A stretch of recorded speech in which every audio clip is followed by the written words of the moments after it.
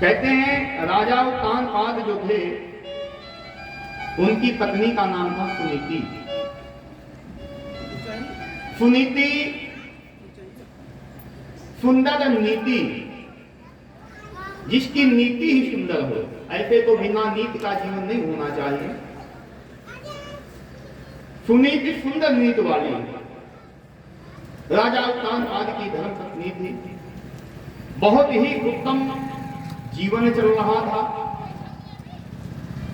एक दिन की बात है, महाराज उत्तानपाद भ्रमण में गए सुदूर क्षेत्र में, और वहां की राजा की जो राजकुमारी थी उससे भेंट हो गई। ये राजा की राजकुमारी थी जो, इसका नाम था सुरुचि। सुरुचि का मतलब होता सुंदर रुचि, जो अपने को अच्छा लगे। दूसरे को वो चीज अच्छी लगे या ना लगे इससे कोई लेना देना नहीं है, अपने को अच्छा लगे। सुरुचि। राजा उस राजकुमारी के सौंदर्य पर मुग्ध हो गए, और मुग्ध होने के उपरांत विवाह का प्रस्ताव रखा। उस राजकुमारी ने राजा उत्तानपाद के प्रस्ताव को सहर्ष स्वीकार किया। दान धर्म विधि के द्वारा विवाह करके जब राजा उत्तानपाद सुरुचि को लेकर के अपने महलों में आए, तो महलों में आते ही वो सुरुचि ने जब देखा तो महलों में सुनीति पहले से विद्यमान थी। सुरुचि ने कहा, ये देवी कौन है? राजा उत्तानपाद ने कहा, ये मेरी पहली प्रथम भार्या है, मेरी पत्नी है। सुरुचि ने कहा, अगर ये यहां रहेगी तो मैं यहां नहीं रहूंगी। या तो मुझे रखो या इसे रखो, या तो मेरा त्याग कर दो या इसका त्याग कर दो। महाराज उत्तानपाद तो मोह पाश में बंधी गए थे। महाराज उत्तानपाद ने सुनीति को राजमहलों से त्याग दिया। कहते हैं व्यक्ति जब कामांध हो जाता है ना, तब किसी भी प्रकार का जप अपजप, हानि लाभ, सुख दुख सब कुछ भूल जाता है। ऐसी सुंदर नींद वाली महाराज सुनीति का त्याग कर दिया। सुनीति महारानी राजमहलों के बाहर एक पौंड कुटी झोपड़ी में रहने लगी। महारानी सुनीति गर्भवती थी। महारानी सुनीति संतों के संग में, जहां संतों का सत्संग होता था, वहां जाने लगी। समय काल चक्र के अनुसार एक सुंदर पुत्र का जन्म हुआ। जब एक सुंदर पुत्र का जन्म हुआ तो पुत्र का नाम रखा गया ध्रुव जी महाराज।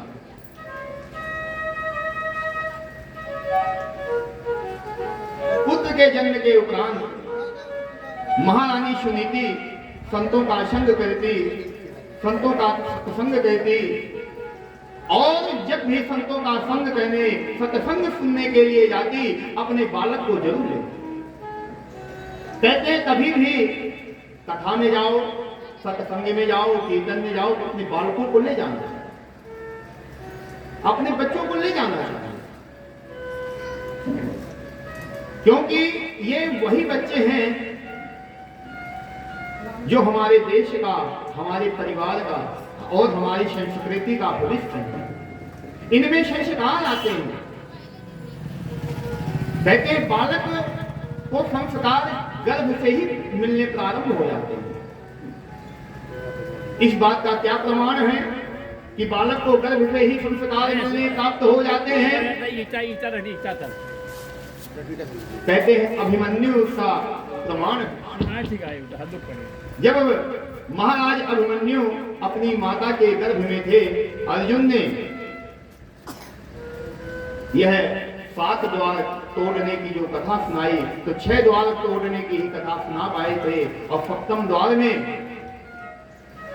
उनकी माता को निद्रा ने घेर लिया था।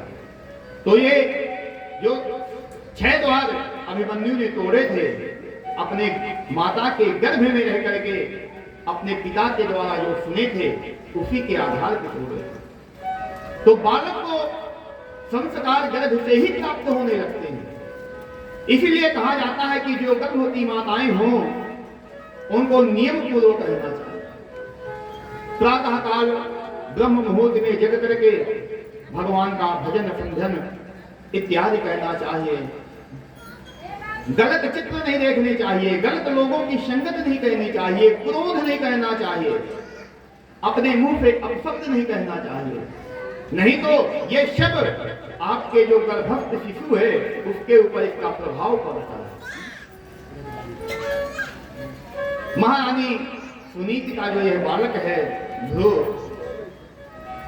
कहते हैं महारानी सुनीति ने जब यह बालक गर्भ में था तब भगवान का बहुत भजन किया और उस भजन के प्रभाव से यह बालक जन्म होते ही भगवान के चरणों में प्रीत रखने लगा। कहते हैं ना कि होनहार बिरवान के होत चीकने पात। जो फलदार वृक्ष होता है ना वो छोटा सा पौधा ही उसके पौधे के जो पत्ते होते हैं पत्ते चिकने निकलते हैं। होनहार बिरवान के होत चीकने पात। और वही जब हमारे घर में किसी ऐसे बालक का जन्म होता है तो बालक के प्रभाव को, बालक की क्रियाओं को, बालक के हाव भाव को और बालक के स्वभाव को देख करके जाना जा सकता है यह बालक जीवन में कितनी उन्नति करेगा। एक दिन की बात है, महारानी सुनीति सत्संग में बैठी हुई थी। संतों ने कहा देवी आपने हमारी बहुत सेवा की, हम चाहते हैं कि तुम हमसे कोई वरदान मांग लो। महारानी सुनीति कहती है महाराज मुझे कुछ नहीं चाहिए, सब कुछ है मेरे पास। संतों ने कहा फिर भी हम आपको कुछ देना चाहते हैं।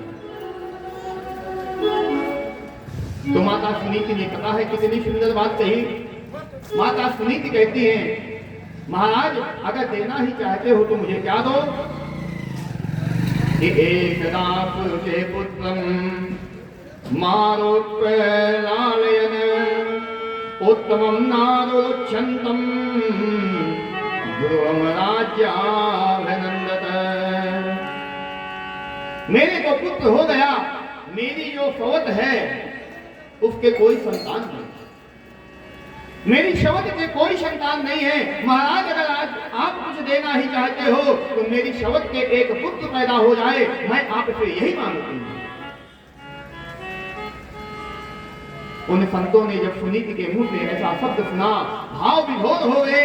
अरे सुनीति जिसकी वजह से तुझे महलों पे को त्याग करना पड़ा, राजा ने तेरा त्याग कर दिया और आज तू उसी के लिए पुत्र की कामना करती है, बहुत कठिन बात है।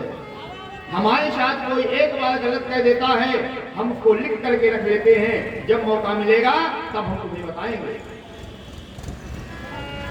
लेकिन माता सुनीति ने ऐसा नहीं किया। संतों ने कहा ठीक है देवी अगर तुम्हारी यही इच्छा है तो तुम्हारे शवत के घर में पुत्र पैदा होगा। समय काल चक्र के अनुसार कहते हैं माता सुरुचि ने भी सुंदर पुत्र को जन्म दिया। इस पुत्र का नाम रखा गया उत्तम। एक दिन की बात है,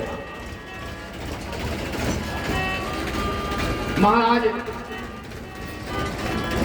सिंहासन पर बैठे हुए थे उत्तानपाद और उत्तम उनकी गोद में बैठा हुआ था जो विमाता का पुत्र था।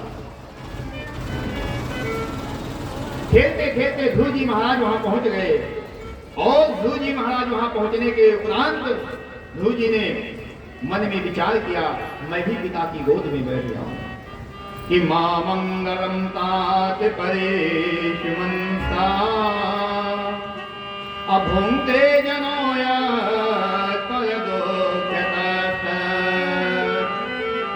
सत्यम स्वरत्याभिहितं भवान्मे यदुर्दुर्भागा उदरे गृहीत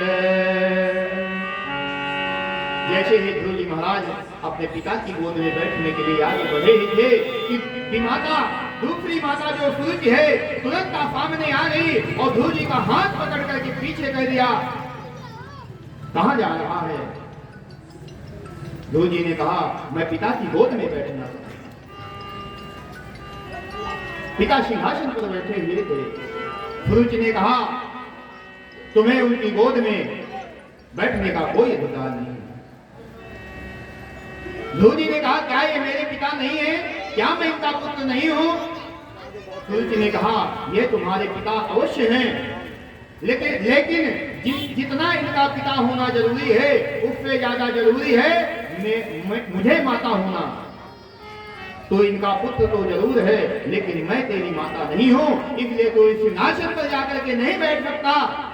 अगर बैठना ही चाहता है तो जा, पहले तपस्या कर, भगवान की तपस्या करे। जब भगवान की तपस्या करने के उपरांत भगवान तुझे दर्शन दे, तो भगवान से मांगना कि मेरा जन्म माता सूरज के गर्भ से हो। तो जब तुम्हारा जन्म मेरे गर्भ से होगा, तब तुम इस सिंहासन पर बैठने के अधिकारी बनो। आज माता सूरज ने अपने गर्भ को भगवान से भी ज्यादा श्रेष्ठ बता दिया।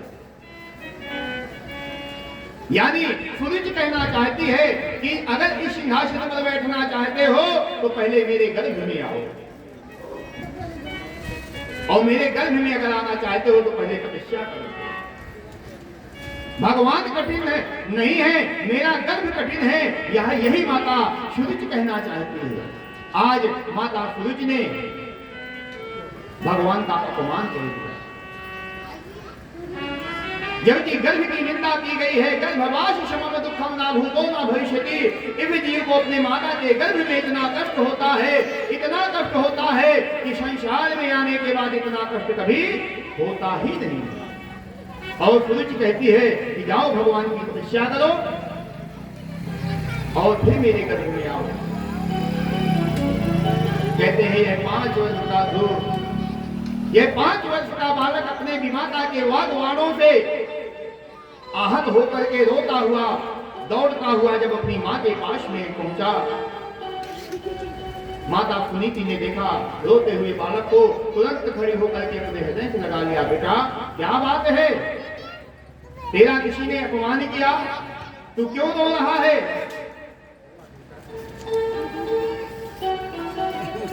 ध्रुव जी महाराज कहते हैं, मां क्या मैंने तुम्हारा पुत्र बन के गलती की?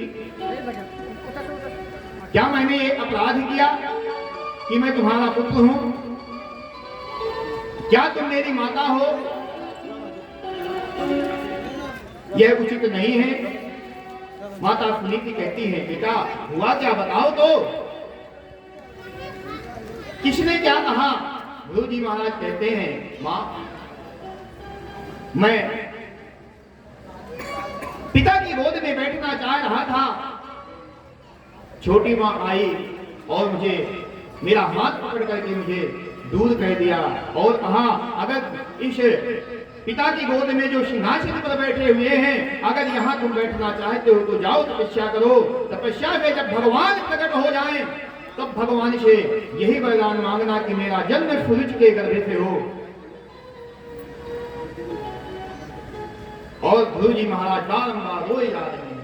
कहते हैं रोना 3 प्रकार का होता है। रोना जो होता है 3 प्रकार का होता है। एक रोना होता है कि हम चुपचाप बैठ करके अपने आंसू बहा लेते हैं, बगल वाले को पता ही नहीं चलता कि हम रो रहे हैं। एक रोना होता है कि हम रो रहे हैं, बगल वाले को आवाज भी हमारे रोने की जा रही है।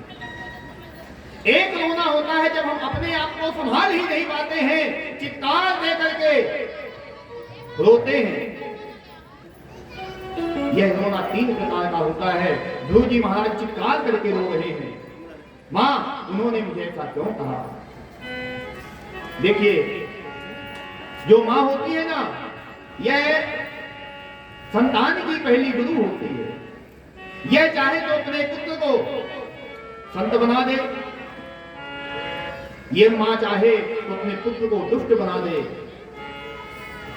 ऐसे तो कोई मां नहीं चाहती कि मेरा पुत्र दुष्ट बने, लेकिन समय के साथ साथ अगर सही संस्कार नहीं दिए गए तो वह पुत्र गलत रास्ते पर चला जाता है।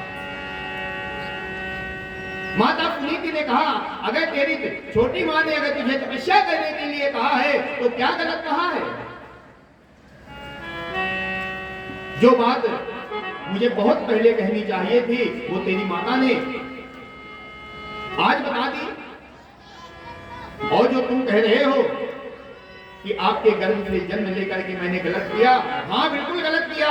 तुझे इस संसार में आना ही नहीं चाहिए था, तेरे ऐसे कर्म ही नहीं है, तुझे तो देव योनि में जाना चाहिए था, स्वर्ग का भोग करना चाहिए था। ये मृत्यु लोक में तू क्यों आ गया है? कितना सुंदर उपदेश देती है। अगर तेरी माता ने तुझे तपस्या करने के लिए कहा है तो मैं भी कहती हूं कि हाँ तू तपस्या करने जा, कल जाता है तो आज चला जा, आज जाता है तो अभी चला जा। जीवन का सार ही तपस्या है, भगवत प्राप्ति ही जीवन का मुख्य ध्येय है। आज की माता होती तो झगड़ा करने पहुंच जाती कि मेरे पुत्र को ऐसा कैसे कर दिया। लेकिन जो संस्कारी व्यक्ति होते हैं ना, वो हर शब्दों में सारे तत्व निकालते हैं, बाकी का छोड़ देते हैं। बेटा जा, आज ही चला जा भगवान की तपस्या के लिए। बारंबार मुख का चुंबन किया। एक ही पुत्र है ना, कहते हैं जो एक पुत्र होता है उसके बिगड़ने के चांस ज्यादा होते हैं। वो पहले दिन की कथा में हमने बताया था कि उसके लक्षण रुद्रकारी जैसे होते हैं। इसलिए जिसके एक संतान हो उसको बहुत ध्यान देकर के अपने बच्चे का लालन पालन करना चाहिए। ध्रुव जी महाराज अपनी माता के चरणों में बारंबार नमन करने के उपरांत वन के लिए चले जा रहे हैं। जब वन के लिए चले जा रहे थे तो कहते हैं जैसे जो शिष्य होता है ना, अच्छा गुरु ढूंढता है, उसी प्रकार से जो अच्छा गुरु होता है वह अच्छा शिष्य ढूंढता है। कुछ दूर चले, नारद जी से भेंट हो गई। नारद जी ने जब ये 5 वर्ष का क्षत्रिय कुमार देखा, मुखमंडल चमक रहा था, लेकिन क्रोध में इसकी आंखें लाल ज्वाला जैसी दहक रही थी। नारद जी पास में गए, बेटा तुम किसके पुत्र हो? ध्रुव जी ने बताया, अपने पिता का नाम आदर सहित लिया। कहां जा रहे हो? ध्रुव जी कहते हैं मैं भगवान की तपस्या करने के लिए जा रहा हूं। नारद जी ने कहा तुम्हें पता है भगवान कहां है? मैं जंगल जा रहा हूं। मेरी मां ने कहा जंगल में भगवान मिलेंगे। अगर जंगल में भगवान मिलते होते तो शेर, शियाल, हाथी, गीदड़ यह तो सब जंगल में ही रहते हैं, इनको क्यों ना मिल जाते? अरे जंगल में शेर रहता है, तुमको खा जाएगा, लौट जाओ।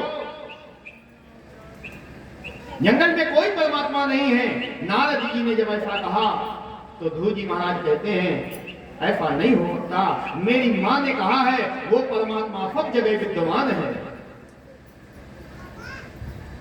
कि हरि व्यापक कर वत क्षमाना, हरि व्यापक कर वत क्षमाना,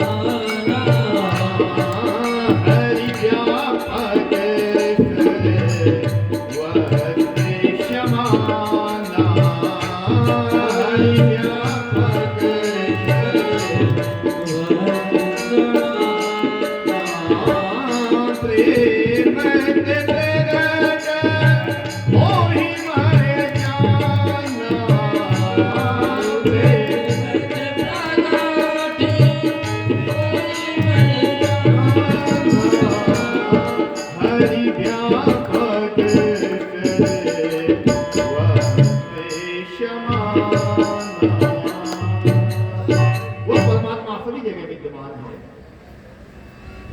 नारद जी समझ गए।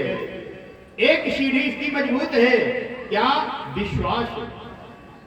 मां की बातों पर इसको विश्वास है कि परमात्मा सभी जगह है।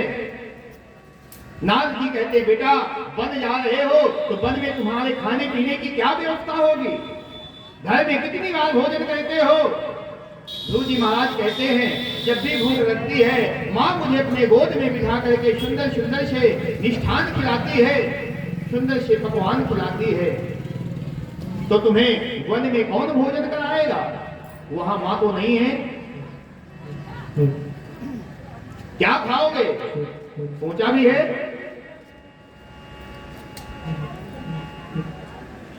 ध्रुव जी महाराज कहते हैं, वो परमात्मा ही खिलाने वाला है। दंत नहीं तब दूध दियो, जब दांत दियो तो खाने को देंगे। जब मेरे दांत नहीं थे, मैंने जन्म ले लिया, तो मेरी माता के स्तनों में दूध आ गया, तो दूध किसने दिया? मैंने कोई कर्म तो नहीं किया था ना, सिर्फ मैंने जन्म ही ले लिया और मेरी माता के स्तनों में दूध आ गया मेरे पीने के लिए, मुझे मेरा जीवन संचय करने के लिए। तो दूध को देने वाला ही परमात्मा है। नारद जी समझ गए इसकी निष्ठा मजबूत है, ये लौटने वाला नहीं है। तो नारद जी को पता है। ध्रुव जी महाराज कहते हैं, आप कौन हैं? नारद जी कहते हैं, मैं नारद हूं। ध्रुव जी कहते हैं, आप नारद नहीं हो सकते। क्यों? अरे नारद जिसको मिल जाते हैं उसको भगवान के चरणों में प्रीत करा देते हैं। आप तो मुझे भगवान के चरणों से दूर कर रहे हैं। आप कहते हैं लौट जाओ, आप नारद नहीं हो सकते। नारद जी ने कहा, बेटा मैं तुम्हारी परीक्षा ले रहा था, मैं ही नारद हूं।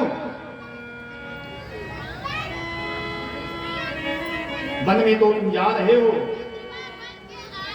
पता भी है किस मंत्र का जप करना है, क्या भजन करना है।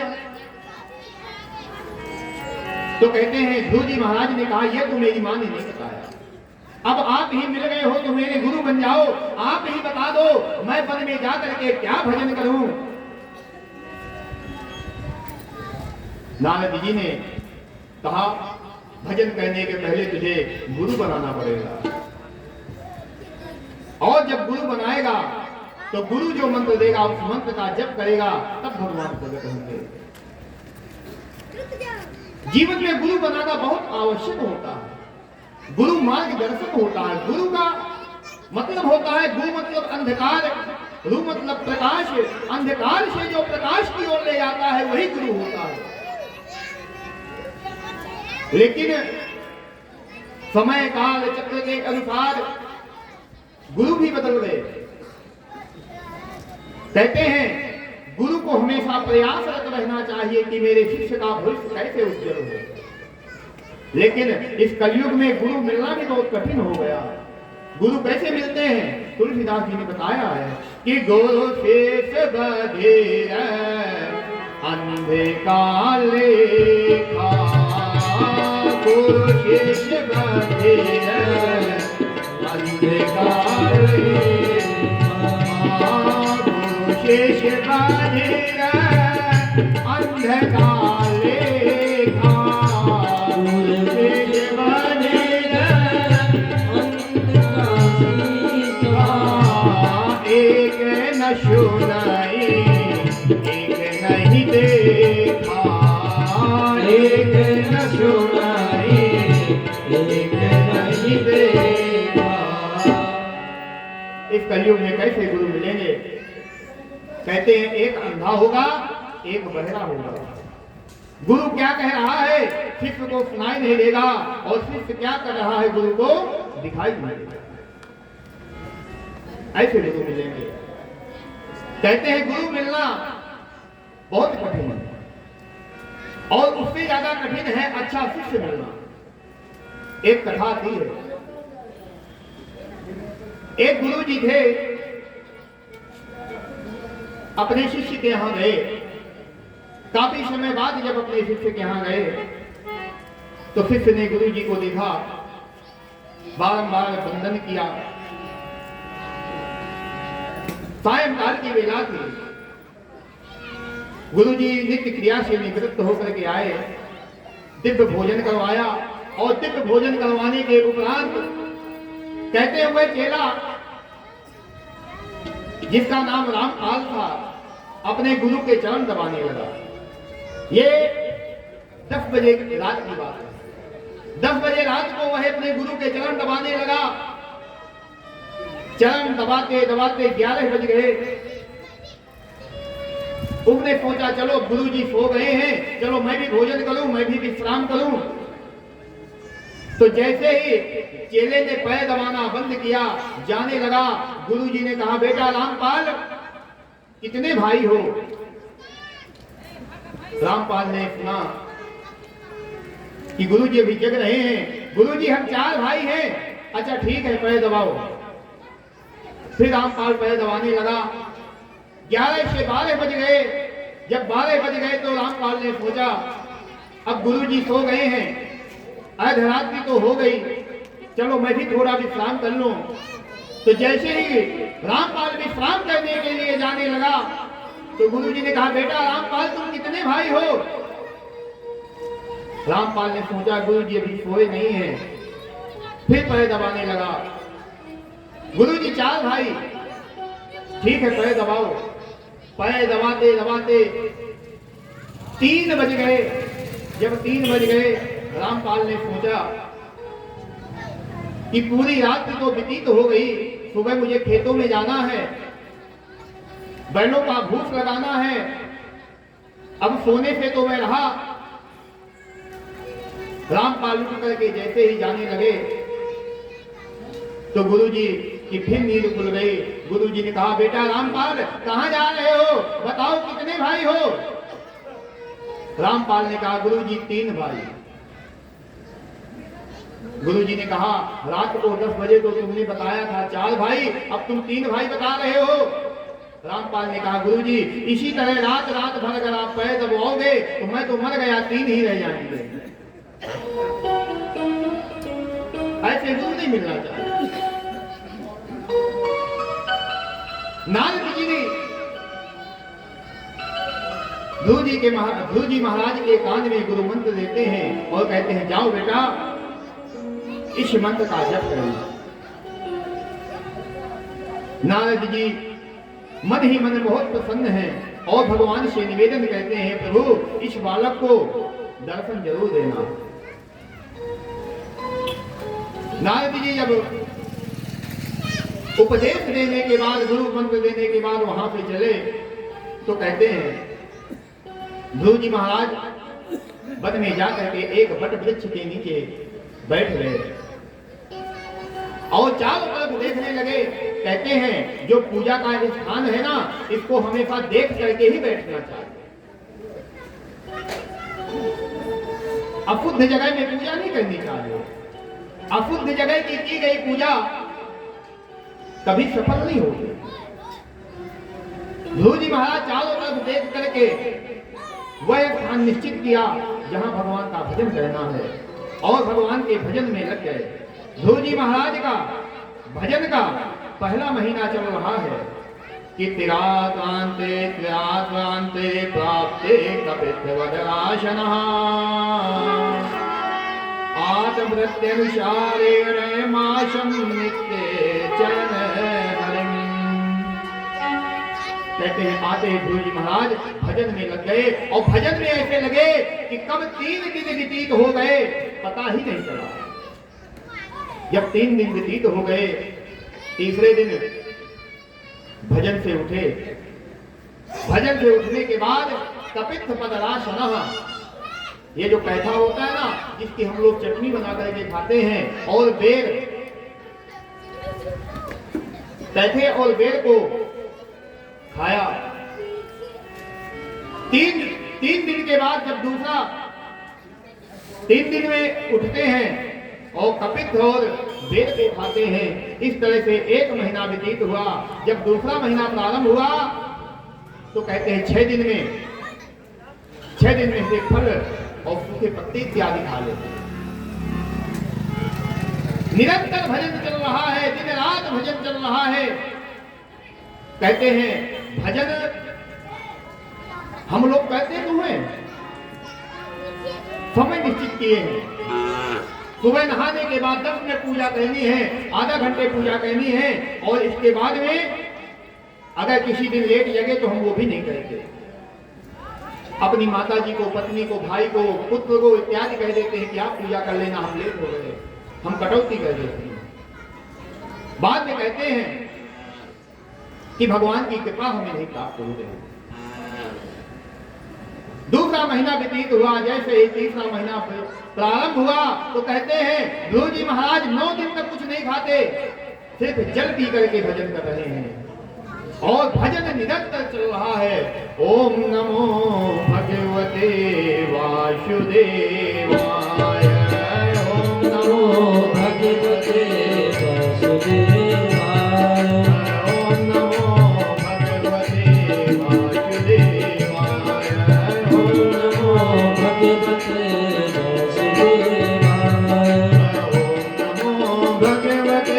वासुदेवाय, ओम नमो भगवते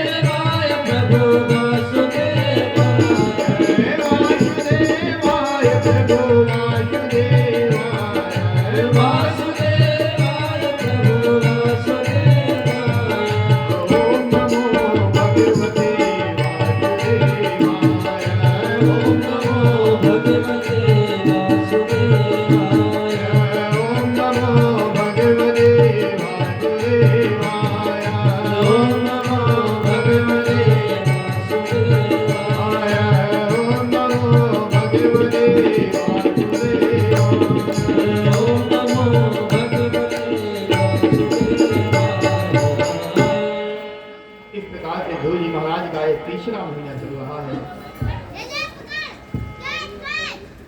जब चतुर्थ महीना प्रारंभ हुआ तो कहते हैं ध्रुव जी महाराज ने सिर्फ वायु पी करके भजन करने लगे, सिर्फ श्वास लेते हैं और नित्य निरंतर भजन कर रहे हैं। भोजन को त्याग दिया, जल को त्याग दिया, और हम लोग क्या कहते हैं कि भूखे भजन न होए गोपाला। ये किसी भूखड़ व्यक्ति ने कहा है, ये हमारे किसी शास्त्र में नहीं लिखा कि भूखे भजन न होए गोपाला। अरे भजन तो भूखे ही होता है, खाने के बाद को नींद आती है, खाने के बाद कौन भजन करता है, खाने के बाद आलस्य आता है। अरे भजन तो होता है तो भूखे ही होता है। कोई बहुत भूखा रहने वाला, बहुत खाने वाला व्यक्ति रहा होगा जिसने ये कह दिया कि भूखे भजन न होए गोपाला, और इसको हम लोगों ने कहावत बना ली। देखो ध्रुव जी महाराज को भोजन त्याग दिया, जल त्याग दिया, सिर्फ वायु पी करके भजन कर रहे हैं कि पंचमे मास प्राप्ते जित श्वासो निपात्मजा ध्यान ब्रह्म करे केन तस्थो स्थानो सुचाचल। कहते हैं जब पंचम मास प्रारंभ हुआ तो ध्रुव जी महाराज ने प्राणायाम के द्वारा अपनी श्वास को भी रोक दिया। जब प्राणायाम के द्वारा अपनी श्वास को रोक दिया तो ध्रुव जी महाराज की श्वास रुकते ही कहते हैं ब्रह्मांड में सभी की श्वास रुक गई। सभी देवी देवताओं को श्वास लेने में, यक्षों को, गंधर्व को, किन्नर को, सभी को श्वास लेने में तकलीफ हो गई। सभी दौड़े दौड़े ब्रह्मा जी के पास में गए, महाराज हमें श्वास लेने में तकलीफ हो रही है। तो कहते हैं ब्रह्मा जी ने कहा चलो भगवान विष्णु के पास चलते हैं। भगवान विष्णु के पास में जब गए, भगवान विष्णु ने कहा कि मेरा भक्त ध्रुव है, जो मेरा भजन कर रहा है, मेरे दर्शनों की अभिलाषा है, उसको मैं जाता हूं और उसके दर्शन करके आता हूं। कहते हैं भगवान ने बैठो बैठो बैठो। एक बार भी नहीं कहा कि मैं ध्रुव को दर्शन देने जा रहा हूं। भगवान ने कहा मैं ध्रुव का दर्शन करने जा रहा हूं। और जब भगवान पहुंचे ध्रुव के पास में, तो सामने भगवान खड़े हो गए, जहां ध्रुव जी एक पैर के अंगूठे से खड़े होकर के दोनों हाथ ऊपर उठा करके भगवान के नाम का भजन कर रहे थे। एक पैर के अंगूठे पे खड़े हैं। अरे हम लोग तो सुंदर सा गद्दा तकिया लगा करके बैठते हैं, तब भी 1 घंटा नहीं बैठा जाता। कभी हाथ फैलाते हैं, कभी पैर फैलाते हैं और फिर कहते हैं परमात्मा की कृपा नहीं हो रही। ध्रुव जी महाराज के सामने भगवान खड़े हुए हैं। भगवान ध्रुव जी को देख रहे हैं और ध्रुव जी आंखें बंद किए हुए हैं, अपने अंतःकरण में भगवान का दर्शन कर रहे हैं। कुछ पल व्यतीत हुआ, भगवान देखे जा रहे हैं। ये आंखें खोले, ये पहला भक्त है जिसका मैं इंतजार कर रहा हूं कि मुझे देखे। नहीं, संसार के जितने भक्त हैं मेरे दर्शनों के लिए लालायित रहते हैं, मैं इसके सामने खड़ा हूं, ये मुझे देख नहीं रहा। 5 मिनट हुआ, 10 मिनट हुआ, कुछ और घड़ी पल व्यतीत हुए, तो कहते हैं भगवान ने पता है क्या किया। ध्रुव जी के महाराज ने अपने अंतःकरण में जिस छवि की भगवान की जिस छवि को देख रहे थे, भगवान ने उस छवि का अंतर ध्यान कर दिया। ध्रुव जी महाराज जिस छवि का दर्शन कर रहे थे, एकदम से जब वह छवि लुप्त हो गई, तुरंत आंखें खोली तो क्या देखते हैं, वो परमात्मा सामने खड़ा हुआ है जिसका मैं अपने हृदय में दर्शन कर रहा था। भगवान को देखे, जैसे ही देखा ध्रुव जी महाराज ने भगवान को देखते रह गए। कहते हैं देखिए कितना सुंदर भाव है। भगवान ध्रुव जी को देख रहे हैं और ध्रुव जी भगवान को देख रहे हैं। ना भगवान कुछ बोल रहे हैं और ना ध्रुव जी कुछ बोल रहे हैं, सिर्फ एक दूसरे को देख रहे हैं। कुछ पल व्यतीत हुआ, भगवान ध्रुव जी को देख करके मुस्कुराने लगे। जब ध्रुव जी को देख करके भगवान मुस्कुराने लगे, तो ध्रुव जी भगवान को देख के मुस्कुराने लगे। आकाश मंडल में जितने देवी देवता थे, इन दोनों को मुस्कुराते हुए देख करके वह सभी देवी देवता मुस्कुराने लगे। आकाश मंडल के देवी देवताओं को मुस्कुराते देख करके सुखदेव मुनि मुस्कुराने लगे। सुखदेव जी को मुस्कुराते हुए देख करके राजा परीक्षित मुस्कुराने लगे। राजा परीक्षित को मुस्कुराते हुए जानकर मैत्रेय जी मुस्कुराने लगे और मैत्रेय जी के सामने विदुर जी बैठे हुए थे, विदुर जी मुस्कुराने लगे। कितना सुंदर भाव है। और इस भाव के द्वारा कहते हैं जितने भगवान की कथा सुन रहे थे सभी मुस्कुराने लगे। कहते हैं बिना प्रयोजन के ये सभी क्यों मुस्कुराने लगे। सुखदेव मुनि कहते हैं हे राजा परीक्षित, भगवान इसलिए हंसे कि देखो ये कैसा भक्त है, मैं कितनी देर से इसके सामने खड़ा हूं, ये कुछ बोल ही नहीं रहा। ध्रुव जी इसलिए मुस्कुराने लगे कि मैं बोलूं तो बोलूं क्या, मुझे तो कुछ आता जाता ही नहीं है। आकाश मंडल में देवी देवता इसलिए मुस्कुराने लगे कि देखो ध्रुव का सौभाग्य कि साक्षात परमात्मा खड़े हैं और भगवान ध्रुव जी को देख करके मुस्कुरा रहे हैं, इसलिए सभी देवी देवता भगवान को देख के मुस्कुरा रहे हैं। ध्रुव जी मन में विचार करते हैं, ना तो मैंने मां से पूछा कि जब भगवान मिल जाएं तो मैं उनसे क्या कहूंगा, उनकी कैसी स्तुति करूंगा, ना मैंने अपने गुरु जी से पूछा। भगवान समझ गए ये कुछ कहना चाहता है। भगवान ने अपने शंख का स्पर्श ध्रुव जी के मस्तक से कराया और जैसे ही ध्रुव जी के मस्तक से शंख का स्पर्श हुआ तो कहते हैं चारों वेद, 6 शास्त्र, 18 पुराण, वेदांत, वेदोक्तियां, मनुस्मृति और संसार के जितने ग्रंथ थे सब ध्रुव जी के कंठ में बैठ गए।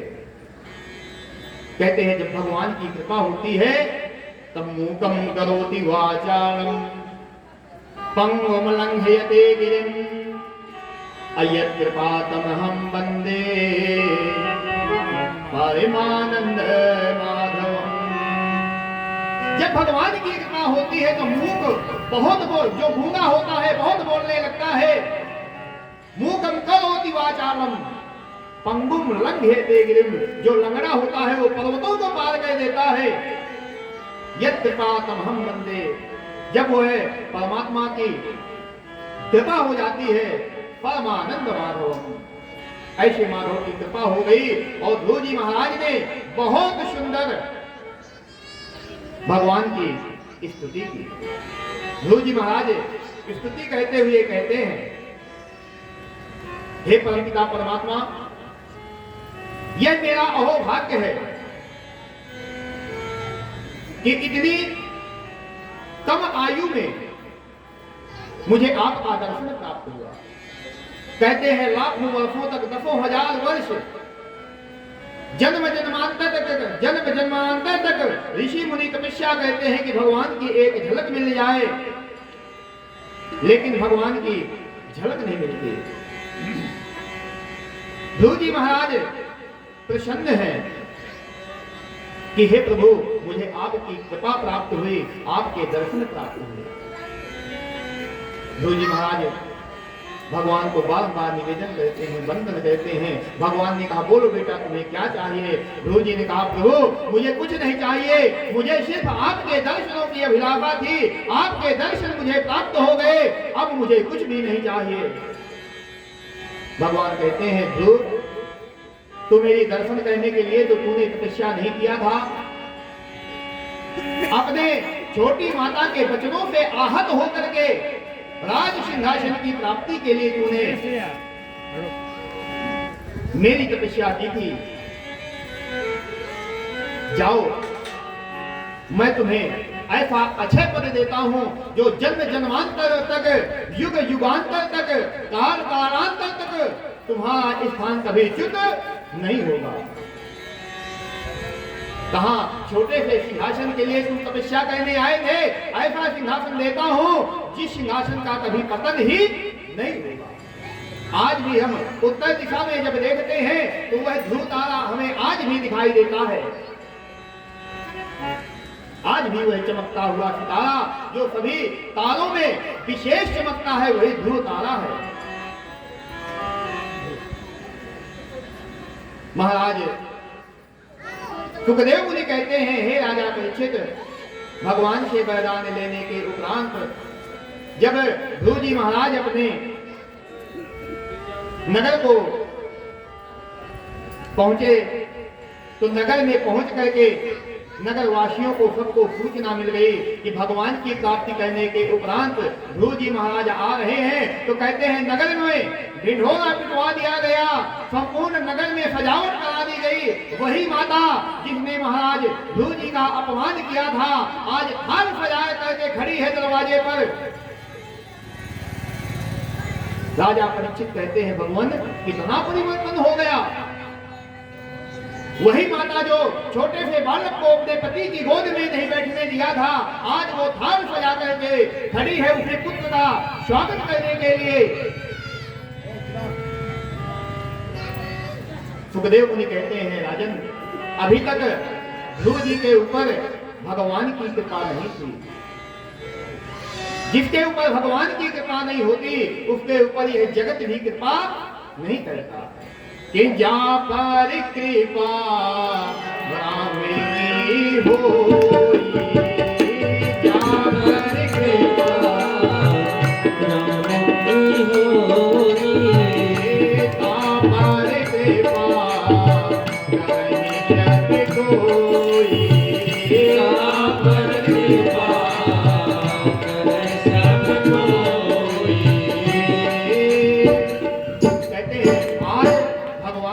हो गई ध्रुव जी के ऊपर। तो आज वही माता जो वागवाणों से आहत किया था ध्रुव जी को, आज आरती करने के लिए खड़ी है। जब दरवाजे पर महाराज ध्रुव जी पहुंचे तो कहते हैं सबसे पहले किसको प्रणाम किया? अपने इसी माता को प्रणाम किया जिसने भगवान का भजन करने के लिए प्रेरित किया।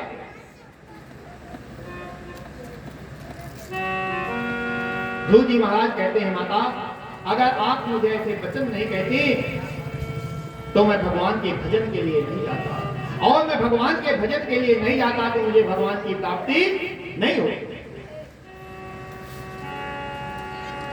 इसके बाद में अपने पिता को प्रणाम किया।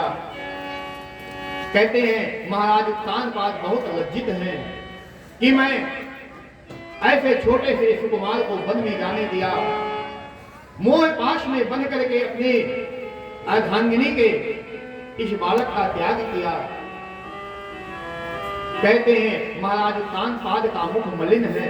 महाराज ध्रुव जी ने अपने पिता को प्रणाम किया और कहा, पिताजी वही होता है जो परमात्मा चाहता है। इसके बाद में अपनी माता के पास में गए, सुनीति के पास में जब गए, सुनीति माता के चरणों में महाराज ध्रुव जी महाराज साष्टांग लेट गए। कहते हैं मां, अगर संसार में मां मिले तो तुम्हारी जैसी मिले, पुत्रवती युवती जग सोई। जो वही पुत्रवती कहलाने की अधिकारिणी है जिसकी संतान भगवत भक्त हो। कि सोने जाननी हुई सुत बड़ भागी, सोने जाननी बड़ भागी, सोने जाननी हुई सुत बड़ भागी।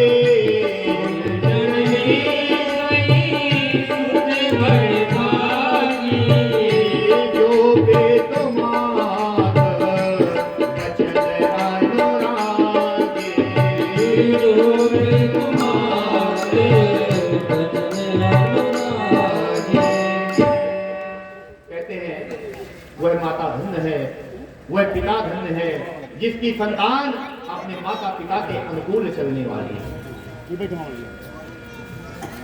महारानी सुनीति अपने पुत्र को हृदय से लगा लिया। कहते हैं कुछ समय जब काल व्यतीत हुआ, महाराज उत्तानपाद ने ध्रुव जी को राज सिंहासन दिया और कहा, पुत्र अब मैं भगवान के भजन के लिए जाना चाहता हूं, भगवान का भजन करना चाहता हूं, तुम राजकाज संभालो।